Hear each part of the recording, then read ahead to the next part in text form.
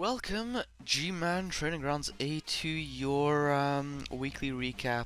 Although I guess it's a pre-cap. I am Gunner side, stepping in for Metal because he is a little sick. So this first pre-cap is gonna be me, and then the next couple of ones are probably gonna be Metal, if he feels better at least. So let's get into it. This is actually my own division, so this is gonna be interesting.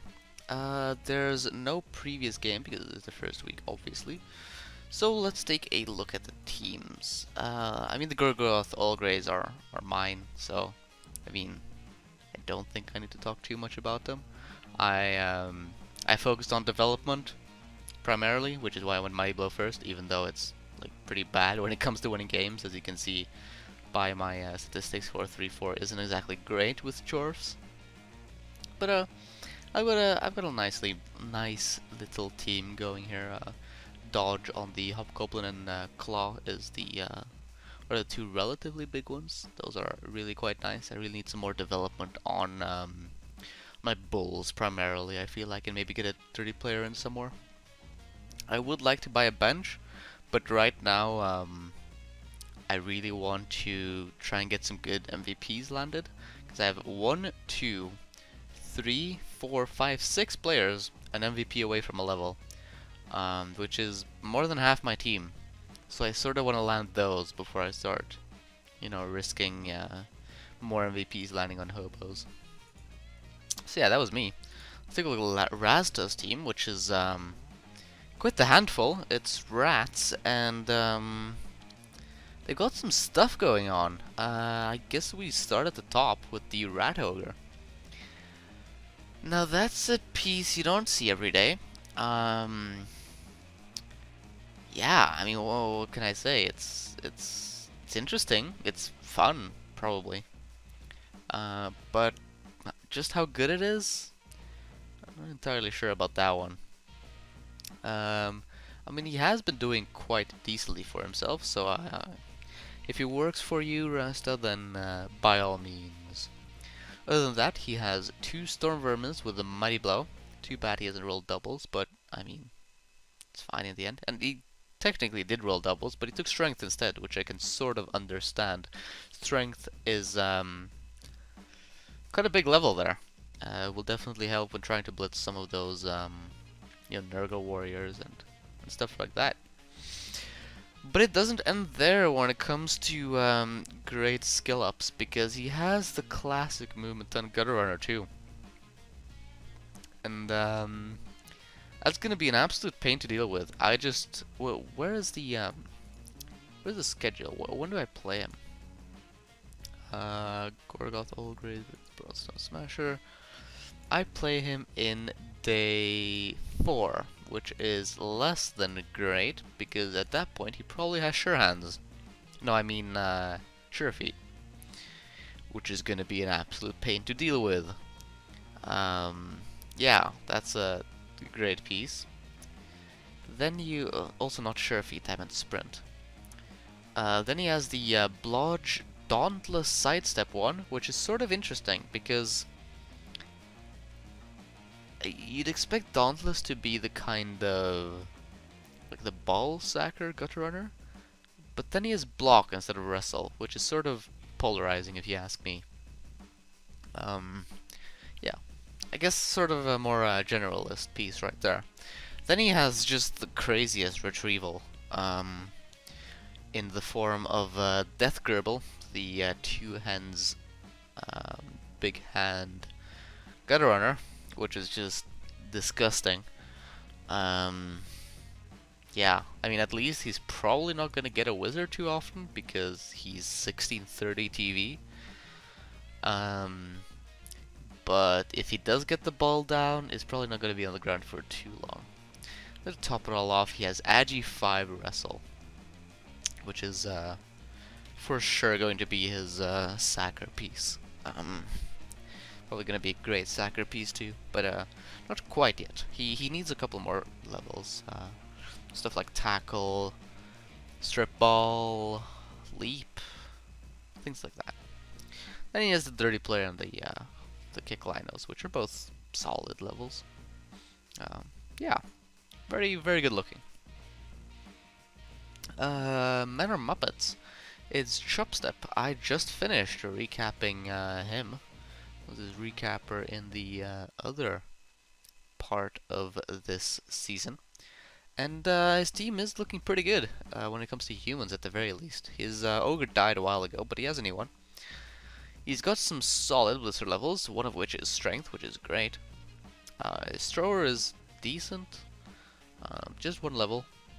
Then his catchers are alright as well. Then he has the strength 4 guard Lino, which is quite a piece. I'm sure he's hoping to get that up to block sooner rather than later, and then at that point he basically has a 5th blitzer, which is not bad at all. Looking very nice there too. Then we have Let Your Memes Be Dreams. It's a Brett team with, look at that, more stats. I feel like everyone in this div has stats except for me. Lovely. And it's looking quite decent in terms of Brett players. I mean, the Agi 4 is obviously great, as is the Strength 4. The Nickel is not ideal. At 6 SPP, I'd even consider fouling him as soon as you have the money to replace him. And he also only has 2 rerolls, so but he has leader, naturally. Too bad it had to be on the strength 4 one though.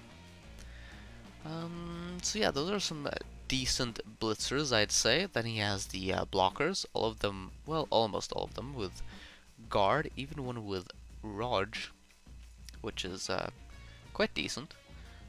And then not a single Lino level, which is a little bit of a pity. You'd be hoping for maybe 1 or 2 dirty players and perhaps a kick or something along those lines. But yeah, it is looking quite decently. Yeah. A solid start, to be sure. Then the Ogre team. We do indeed have an Ogre team in our div, and what an Ogre team it is, because the stats don't stop. Strength 6 Ogre is a thing, and then the Agi 3 Ogre is another. He's MG'd, I assume. Yes, he is. And yeah, then there's the block one, and I mean, what a beginning to any Ogre team. Yeah, I mean, what can I really say? He's missing on some Noblar levels, but I mean, Noblars don't really need levels, so that's sort of fine. It's a definitely a good Ogre start. The one reroll is a choice. If it's a good choice, I don't know. I wouldn't actually consider myself an Ogre aficionado, if you will. But I guess we'll see how it works out for him. And then lastly, we have the fresh egg sandwich. It's the Nurgle. And they have stats too, because why wouldn't they? It's the Strength 6 Beast of Nurgle, which is gonna be such a pain for just about everyone in this division. Yeah. The rest of this team is looking a little bit on the slim side though. Only 2 of the warriors have any levels and they're both block. He does have the Mighty Blow Claw Pestigore, which is nice. But he doesn't even have a bench. And one of his Rotters is movement busted as well. So that's... I mean, Nurgle sort of struggled in their first season, of course. Maybe he had some more developed players die recently.